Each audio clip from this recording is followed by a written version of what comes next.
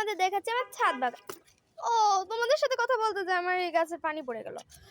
ও যাই হোক, এটা অনেক সুন্দর গাছ, আমার এটা খুবই ভালো লাগে যদিও। গাছের পাতা ছিঁড়ে গেল তোমাদের সাথে কথা বলতে বলতে।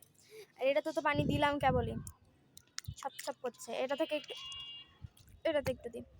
হ্যাঁ, এই দেখো আমার গাছ, আমি কত কষ্ট করে আমার গাছগুলো সুন্দর করেছি। এটাকে আমি কত কেটে কেটে সুন্দর করলাম, আবার এটা বেড়ে গেল। আজকে একটা ফুল ফুটেছিল যদিও, তবে ওই ফুলটা আমি ছিঁড়ে ফেলেছি।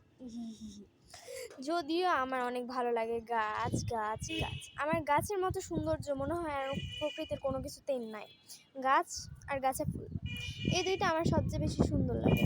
ও আজকে যেন আমার গাছ থেকে চেঞ্জ করার গাছ ছিল, এটা থেকে চেঞ্জ করবো। ওকে, এখন না, পরে। সো এই যে এটা হচ্ছে আমার